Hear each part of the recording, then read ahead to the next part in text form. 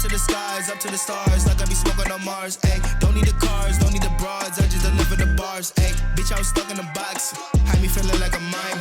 And since music is my everything, I had to call it a mime. What's good, guys? My name is Oleg Nikitin and you're watching No Limits On.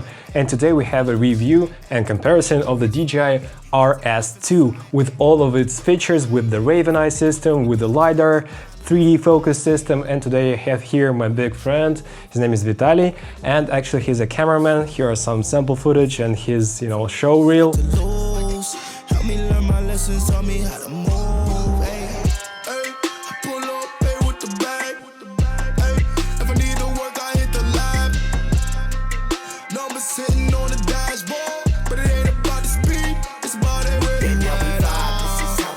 This is how we ride to alive, do it for my. And today we're going to be comparing the 3D focus with the autofocus of the Sony a7s III, and also some talk about this gimbal and its comparison to its predecessor, the regular DJI Ronin-S. So let's go. I'll make translation because we all speak Russian, and you'll see it right now. Let's go. I'm looking at this LiDAR 3D focus, and here's the question: does it take so much time to calibrate? How much time do you waste before? In the system, in the Ronin, there are 3 slots for 3 different lenses.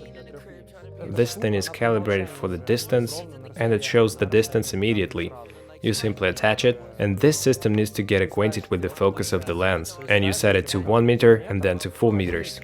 And you set it to 1 meter and then to 4 meters. So you set it up, it says show me 1 meter distance, and you set the focus at the distance at 1 meter. Then you set the distance and you say okay, and then the same for 4 meters. And then it calibrates, and it is shown on the display, right?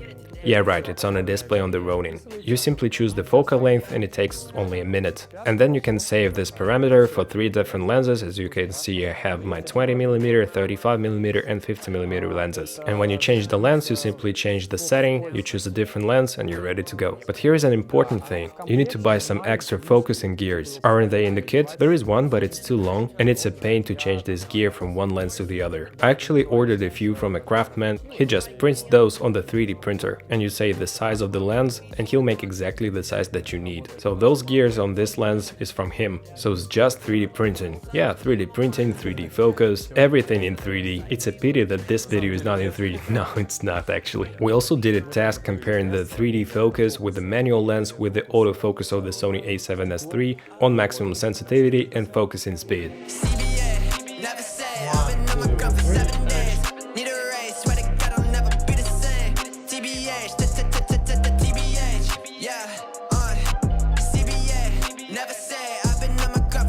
After watching this footage, I can say that the LiDAR technology and 3D focus is very impressive. It's almost as good as the autofocus on the Sony a7s III with the maximum settings, but when you have a shallow depth of field, it tends to focus on the nose, on the tip of the nose, not on the eyes.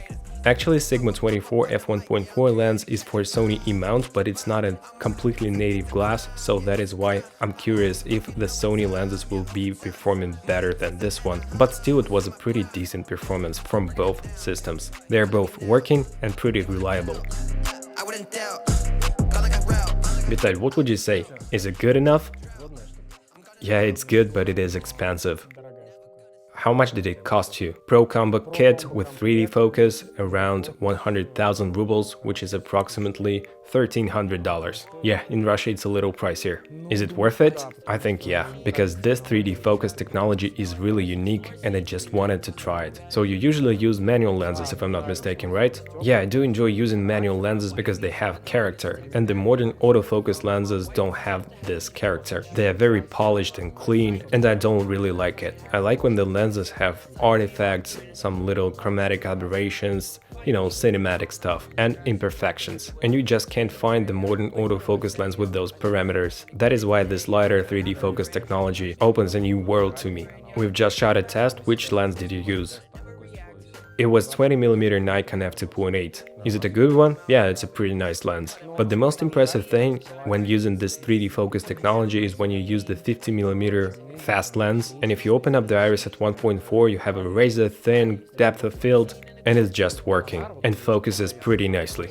There are two Zeiss planar lenses, one is the manual lens and the other one is autofocus. First of all, there is a 5 times difference in pricing, but exactly the same optics. And the autofocusing version works worse than this 3D focus. The only disadvantage for me for this 3D focus is that you cannot calibrate the speed, you cannot adjust the speed of it. It is what it is, and it's just very fast sometimes. And if something is crossing by your frame, the focusing motor can make it like woo, very fast. And even your camera is shaking at this moment. And I'd like to have some settings for calibration for the speed and transition of the focus. For instance, a very slow transition or a very fast one, as right now we have on our autofocusing lenses. Vitaly, I also heard that this thing, the 3D focus, is working in complete darkness. Is it true? We have even tested this in a pretty low light situation. And my Sony a7s III with the Sigma 24 f1.4 just struggled with it, and it was performing much worse than with the good lighting conditions. This thing just works with the light and without it.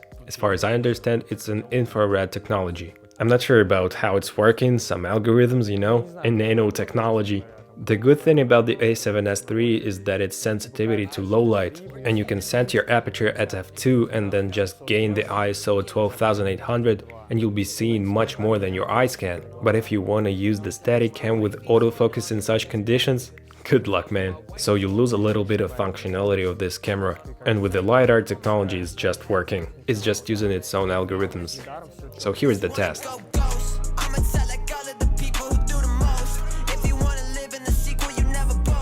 In the low light conditions, the autofocus struggles a lot, and the 3D focus is much better, because it doesn't care about the lighting situation. You can even shoot with it in the dark. Who needs this? I don't know, but you can.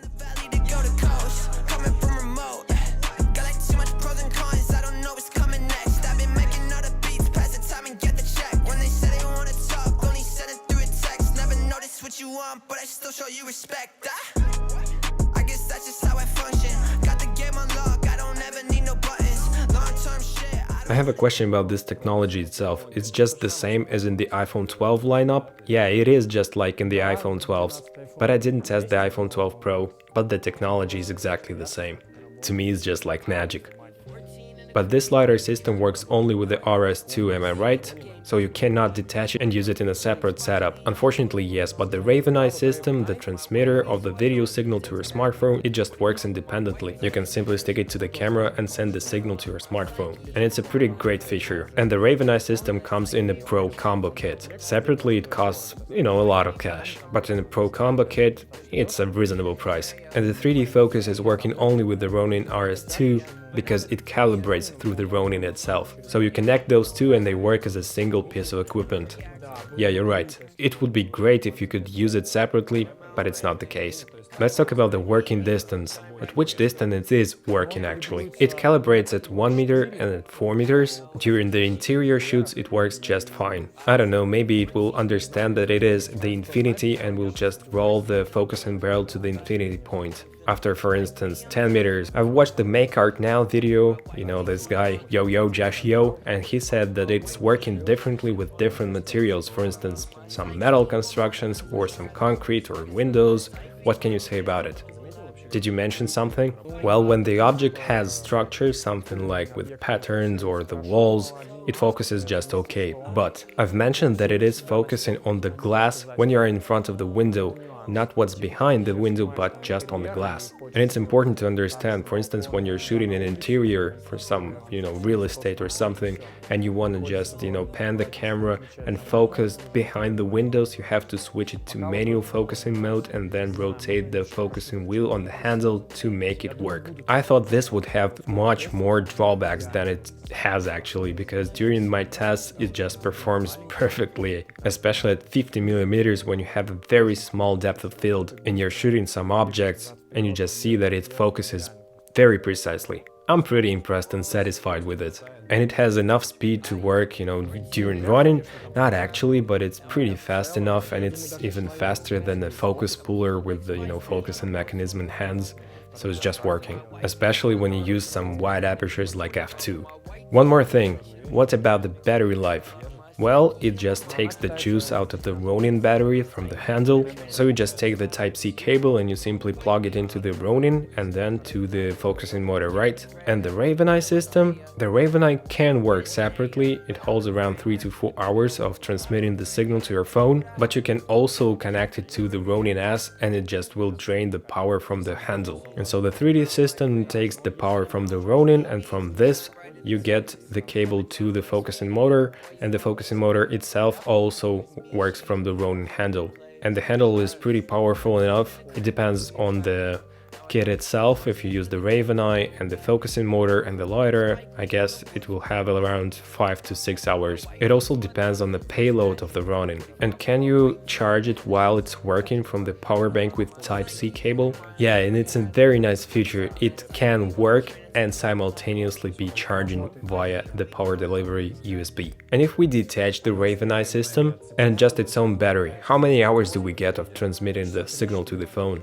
Around 3 to 4 hours, approximately. Well, it's pretty enough for a small shoot, so the director can actually see what you're shooting. A nice addition. Very nice. It sounds like we're, promoting DJI company, but they just make great products, and it's, a kind of a masterpiece in terms of gimbal technology. Especially 3D focus technology deserves attention, guys. I think this 3D focus LiDAR technology can have a hit on the autofocusing manufacturers, because you can actually make any of your manual focusing lenses to be autofocus with some quirks in it, but it is working actually. You can buy a lens for 50 bucks and make it autofocus, and the same autofocusing lens will cost you 3 to 4 to 5 times more. I have a set of 3 lenses, 20mm, 35mm and 50mm. They were all manual and now they are all autofocus, and the cost of all 3 lenses is $500. And if you buy 3 of those lenses with autofocus, I'm not even saying about it. Plus you get this vintage look and character in those old vintage lenses. All those old Carl Zeiss lenses and all that stuff. There are no other options in autofocusing world. So this 3D focus technology is only limited with its distance. So for instance, if you use a telephoto lens, actually you can't put a 100mm lens or an 85mm lens and calibrate with no questions. The Ronin-S2 even has a super smooth calibration, auto tune option for a heavier lens. Angle of working distance and working angle, is it 30 degrees, is it 45? As far as I remember, it's from 45 degrees to 30 degrees angle, and it's just working in the middle of the picture. Yeah, that's true, you have to put it in the middle of a frame. In the Sony a7s III, I simply set the guidelines for the middle. When you put a subject inside of it, it just catches the focus. Well, it's also some kind of a limitation of this technology. It's not perfect yet. That's just the way it works. Look, you have a separate focusing wheel on the handle of the Ronin RS2. And actually, is it working properly? What about the sensitivity of it? Is it useful? It really depends on the lens that you're using. If it has a very long focusing throw, sometimes it takes you to, move the whole finger around this ring to focus properly. For instance, Carl Zeiss lenses, they all have a very long focusing throw, and that is why from time to time I have to, struggle a little bit with this. But when you try to move it upside down, you'll have to use your pinky finger or some kind of, other grip situation to use this focusing wheel properly. Using your pinky wheel to focus, swag. Okay, now let's compare the RS2 with the original Ronin-S, because you had one actually for many years. Is it better? Is it lighter? Is it more smooth? Is there any difference? What can you tell me about it? So the first thing you mentioned is aesthetics. It's very pleasing. It's definitely lighter. On the original Ronin-S, I just have detached the original tripod feet because it was very heavy. But all in all, if you work with the Ronin-S for 3 to 5 hours, your back will be, hurting a lot. I didn't shoot for 5 hours straight with the RS2, but still it feels much lighter for me. And also it has some new locking mechanisms, so you can just lock the axis and actually balance it in a more convenient way. And the plate is also better. It has 2 mounting points and you just scroll the knob to kind of make tiny adjustments when balancing. But I think this feeling of a new product, that you bought something new and great, this will pass, but still it will be a workhorse for me. In terms of actual stabilizing and the quality of this stability, I can't say a lot because I've been using it for a couple of weeks now, but as far as I feel, it's the same or even a little bit better than the original model. And I like that DJI implements some new features such as FPV mode or a 360 degrees roll mode, or some interesting ways to hold your gimbal, for instance with the handle, special handle for this particular model. We have even tried the 360 degrees roll in FPV mode today. And also you can use all of those regimes, modes, such as FPV and all that stuff together with the LiDAR and with the manual lenses. It's just awesome. Did you change some settings in the RS2 itself? Because it has a lot of some small tweaks and settings such as deadband, smoothness, you know, all that stuff. Because with the original DJI Ronin-S, I had a lot of troubles trying to get the smoothest footage I can, and it's been around half a year till I got the settings I want to. And I've been testing it for a very long time, some different settings, different tweaks. Well, out of the box, it's just, you know, an average smoothness. With the original Ronin-S, I also googled for the best smooth settings for the Ronin-S and all that stuff. And here I just set everything to low, to the minimum points, so it would be just the most gentle and soft and smooth movement. And I'm pretty fine and okay with this. It's pretty simple, and for most of the time it's working automatically. Of course you can get into the custom mode and tweak it just, you know, with the split hair settings, but for me it's more than enough just setting everything to low. Okay, let's talk a little bit about this setup. It's here on purpose. It's a Blackmagic Pocket Cinema camera 6K with the Tokina 11-16 f2.8 lens in the tilted cage. This camera is by our friend Roma, who's sitting behind the camera right now. And actually it's a pretty tough combination for any gimbal because it has a lot of width in it and it's pretty heavy. And also, as you know, the Blackmagic Pocket Cinema camera 6K doesn't have the autofocus capabilities, but now you can make it autofocus because of those motors and the LiDAR system 3D focus. So it has pretty enough of payload. I'm sure that you can even put some heavier cameras onto this Ronin-S 2. Even if I'll use it in the same way as I used my original Ronin-S, I use it together with my Sony a7s III with a pretty heavy lens like Sigma 24mm for Sony E-mount, and also I put the Atomos Ninja 5 on top. Yeah, I'm a weirdo, but I like the convenience of this setup, and the Ronin, the original one, just holds it pretty nicely. And I'm sure the RS2 will also hold this setup easily. I think this one can also handle my Sony FS7, the same as the original Ronin-S did. Well, I'm not really sure about the FS7, but I'm very curious about using the Alexa camera with this Ronin. Because before I put it to the original Ronin-S and it was working nice. Of course I detached all of the cables and handles and all that stuff, and I was working with a very small lens, but it was facing not forward but backwards. The lens was right above the back motor. I did the same with my Sony FS7. Here is a link for the Sony FS7 on the Ronin-S. I'm just curious if it's working with the Alexa Mini. I also have the Sony FS5 and I didn't test it, but it's very modular. You can just detach the handle and it will be working, I guess. But if this gimbal can handle the Alexa camera, it would be very nice. How much kilos is Alexa? Well, if you disassemble it a lot, I think it's around 2 kilograms. And also you'll need to have a pretty lightweight lens. The original Ronin-S had no troubles with it, but the thing is about the balancing, because it's just stuck to the back motor and you cannot properly make it balance before you turn the gimbal on. Also, I see a different plate right here. It has 2 mounting points and it's also very convenient. You can just leave the plate on the Ronin-S and just use the second smaller plate to put it on a tripod or somewhere. But can you tell me, why did you pick the Pro Combo? Of course it's because of the 3D focus, LiDAR system and all that stuff.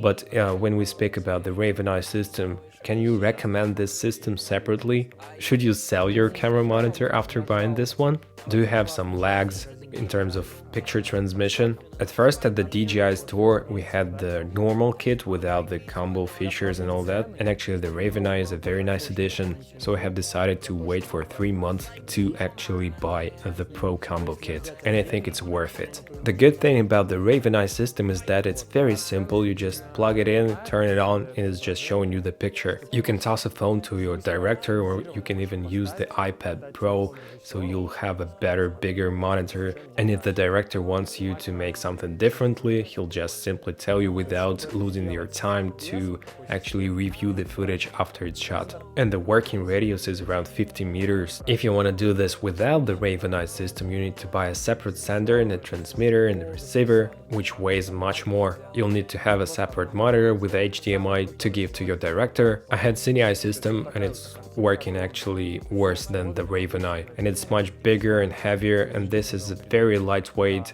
and you can put it underneath the camera. In the kit you have all the cables and all the attachments, and you can use it separately without the Ronin, so you can sell your own camera monitor. But do not sell the recorder, guys, because we're recording on the Ninja 5 right now. Vital, can you tell me what kind of shoots do you have? For what purposes you'll be using this Ronin-S 2, and it will be better than using the RS1? The main is advertisements, and from time to time you rent the gear for it, but in terms of creativity projects for myself, I'll be using this gimbal much more. And also I'm a little geeky and I love the new technology and I love to test it. That is why from time to time I buy the gear and I decide whether it's good enough to stay in my kit or no. This thing is actually staying in my kit for sure. I think I'll find some new interesting ways of using it. So guys, it's a wrap. I think that you've got some interesting info about this DJI RS2 gimbal. Please share your thoughts in the comment section below, and if you have some questions you can write them down also in the comments. And if you like the content on my channel, please hit the like and subscribe buttons, as I say in my videos. And actually, I hope you have a subscription already, but if you didn't, you can subscribe to my channel as well and hit the notifications bell. Thank you very much for watching. Vitalia, thank you very much for talking to me about this beauty, this beast, and see you in the next video, guys. Take care. Bye.